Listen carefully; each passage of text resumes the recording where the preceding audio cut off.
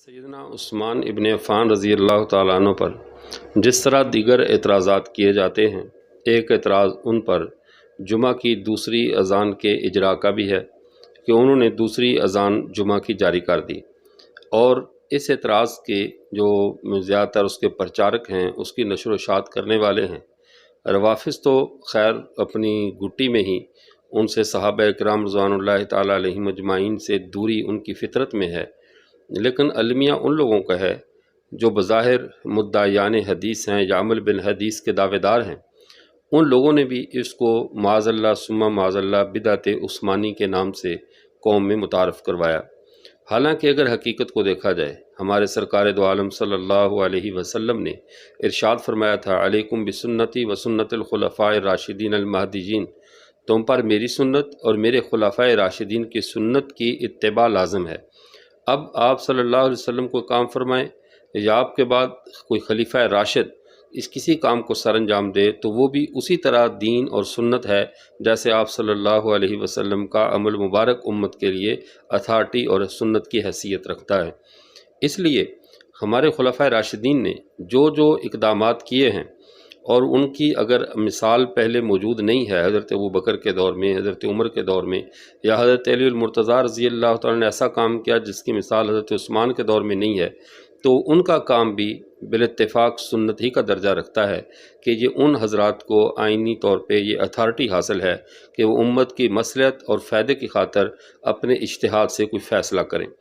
अब यहाँ पर यह बात भी ज़हन में रहे कि हमारे इस्लामी निज़ाम में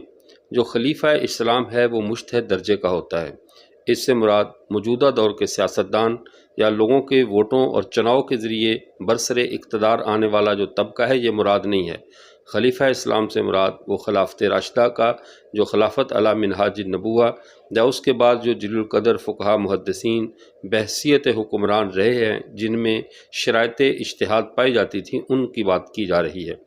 हज़रत उस्मान रज़ियल्लाहु अन्हु मुज्तहिद भी थे। उनके दौर में मदीना की आबादी और नमाजियों की कसरत के बायस उन्हें ये फ़ैसला करना पड़ा कि लोगों को जुमे की दूसरी अज़ान देकर मुतवज्जे किया जाए कि जुमा की वक़्त और नमाज हाज़िर हो चुकी है, ताकि लोग इससे पीछे न रह जाएं और इस सवाब को हासिल करें।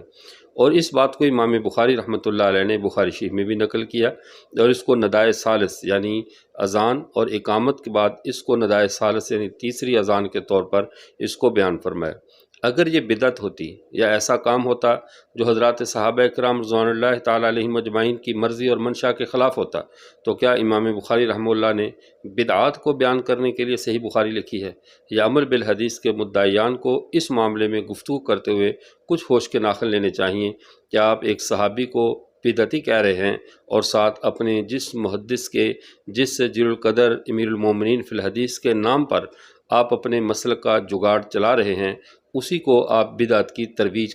करने वाला, उसकी इशाअत करने वाला भी करार दे रहे हैं। अब हज़रत उस्मान रज़ी अल्लाह तआला के इस अमल के बारे में इमाम बुखारी रहमतुल्लाह अलैह बुखारी शरीफ में हदीस लाए और बाबुल अज़ान यौमुल जुमा के उन्वान पे हदीस नंबर है 912 और ये बुखारी की किताबुल जुमा के अंदर ये हदीस मौजूद है। और इसमें हज़रत साहिब बिन यजीद रज़ी अल्लाह ताला इरशाद फरमाते हैं, क़ाला कान नदाउ यौमुल जुमअति अव्वलहु इज़ा जलसल इमाम अलल मिंबर अला अहदिन नबी सल्लल्लाहु अलैहि वसल्लम व अबी बकर व उमर रज़ी अल्लाह ताला अन्हुमा। कहते जो जुमे की अज़ान होती थी उस वक़्त होती थी पहली अज़ान जब हज़रत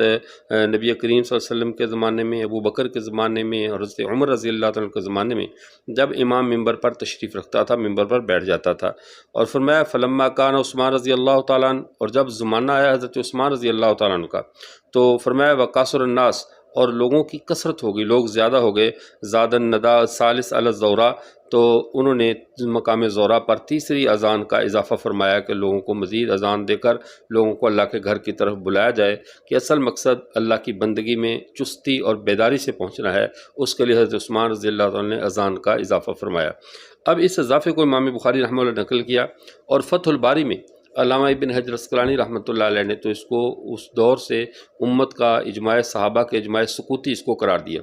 तब से लेकर अब तक किसी ने भी इस तीसरी अज़ान का इनकार नहीं किया, हत्ता कि हज़रत अली मुर्तज़ा रज़ी अल्लाह तआला का जो 4 साल 36 हिजरी से 40 हिजरी तक का जो दौर है, اس میں بھی جمعے کی یہ دوسری اذان دی جاتی رہی۔ حضرت حسن رضی اللہ عنہ کے 6 ماہ کا جو دور حکومت ہے اس میں بھی یہ اذان دی جاتی رہی، اور آج تک جمعے کی اہل سنت کی مساجد میں دوسری اذان دی جاتی ہے۔